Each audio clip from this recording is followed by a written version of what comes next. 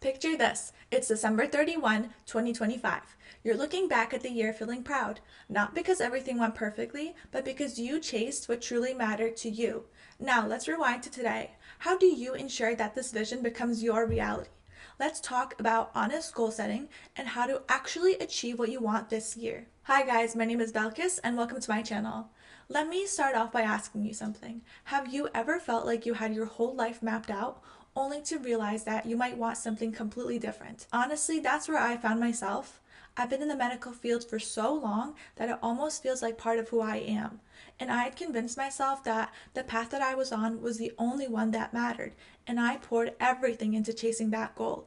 And I kept telling myself, this is it. This is all I've ever wanted. But deep down, I wasn't being honest. The truth is, while chasing that conventional path brought me a sense of fulfillment and security, I always felt like I wanted something more, like a creative outlet. And I always wanted to make YouTube videos that are encouraging and motivational to spread a positive message to people. But every time that idea popped up in my head, I would tell myself, no, that's too risky, that's not conventional, and I would push it right back there. And it's only now that I'm beginning to realize that it's okay to want something completely different, even if it means pivoting away from what you've been pursuing, which is not to say that's what I'm doing right now. I'm thankfully able to balance both, but it's also important to acknowledge that if you are pivoting, that's okay too. Because life isn't about sticking to a rigid script or following a plan just because you feel like you have to. It's about following what truly matters to you, no matter how unconventional or unexpected it might seem. Because at the end of the day, it's not those other people,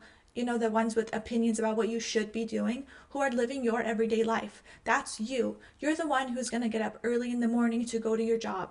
You're the one who's going to spend sleepless nights studying for, let's say, that licensure exam. You're the one who's going to bear the weight of your choices, both good and bad. So, if you're going to dedicate your time, your energy, your life to something, shouldn't it at least be something that brings you a sense of joy and fulfillment? And for that reason alone, your dreams and goals need to be your own. And the sooner you acknowledge it, the sooner you can work towards what truly matters to you. So, be brutally honest with yourself about what you really want and ask yourself, what excites you when you think about achieving it? Or if no one were watching or judging, what would you pursue? Also, you want to challenge your current goals. Sometimes we set goals out of habit, fear, or even external pressures. So in that case, you can ask yourself, does this goal make me happy? Or is it more about proving something?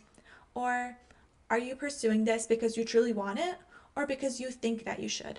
Life is short. Don't chase someone else's dream because working towards goals that you're not truly passionate about is going to feel draining, and it's not going to be long before you feel burned out. So it's important to figure out what you want to do, but also to evaluate whether what you're currently doing is fulfilling to you. Next, I want you to become selfish, but not in the way that you might think. I mean selfish in the sense of asking and wanting more for yourself in order to manifest abundance in your life. When I was growing up, I lived with my grandmother. We used to share a bedroom, and so I learned a lot from her. And I remember her vividly telling me, Belkis, ask God for what you want. And I would get really excited. I would tell her, Grandma, I want this, this, this, this. My list was endless because as a child, my imagination and my dreams, there was no boundaries to them. But then she would say, no, you're asking for too much. And that statement planted a seed of doubt in my mind. It made me think that I had to limit what I was asking for, that there was this unspoken rule to keep my desires small and manageable. It taught me to hold back, to shrink my dreams, and to question whether I deserved abundance in the first place. But as I've gotten older, and I love my grandma, but I've realized that this is such a narrow mindset. We were talking about God here, someone so limitless, so powerful, so vast that he created the entire universe, right? So, if God is truly limitless, then why should there be a problem with me asking for more? If there's no ceiling to his power, then there's no limit to what I can manifest. And this isn't just about faith or religion, it's about embracing the idea that abundance is out there waiting for you. And the only thing that's stopping you from reaching it is the belief that you can't or that you shouldn't. So ask, manifest what you want, speak it into existence, whether it's God or the universe or whatever you believe in. Put it out there. Say what you want. Dream as big as you possibly can. If you want more, ask for more. And if people call you selfish, so be it, because deep down, You have redefined what that word means to you. Once you've embraced the idea of asking for more and dreaming big, the next step is to channel that mindset into action. It's one thing to have big dreams, but it's another to turn them into reality. And this is where goals and objectives come into play. By taking the abundance that you've envisioned and grounding it in actionable steps, you create a clear path towards the life that you want. So, to start off, your goals should be personal and meaningful to you. They don't have to be super detailed or perfect right now. This is just about laying that foundation. Think of this as a brainstorming phase. Your goals can be broad and general at this point, and that's okay. What's important is that they push you. They should be exciting enough to keep you motivated, but also realistic enough to actually feel achievable. Now, let's be real for a second. Have you ever set a goal and then felt completely stuck, like you had no clue where to even start? That's why objectives are so important. If you think of your goal as the destination that you're trying to reach, your objectives, they're the roads that are going to get you there. And setting smart objectives is kind of like using a GPS for your goals. It helps you figure out the step-by-step path to take so that you're actually moving towards what you want. So, let's say your goal is I want to be healthier. Here's how to make your objectives smart. First, you have to be specific. Clearly define what you want to accomplish. I want to be healthier is such a vague objective. You have to define what that means to you. Maybe try something like, I want to walk 10,000 steps a day. Specificity keeps you focused and gives you a clear direction. Next, you want to make sure that your objectives are measurable. You need a method to track your progress because if you can't measure it, it's really hard to know if you're succeeding. So try something like, I'll track and log my 10,000 steps each day using a fitness app. Numbers and tangible milestones are going to make it easier to see how far you've actually come. Then you want to make sure that your objectives are attainable. Your objectives should challenge you, but they also need to be within your reach. For instance, if you're just starting getting your steps in, committing to 10,000 steps a day immediately might not be realistic. Start smaller, like 1,000 steps a day, and gradually work your way up. Also, make sure your objectives are relevant.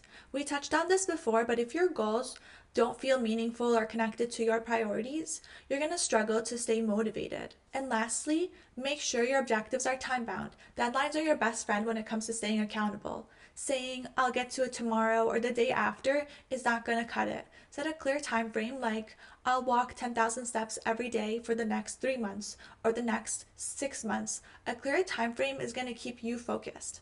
And don't forget, without objectives, goals remain abstract ideas without a clear path to realization.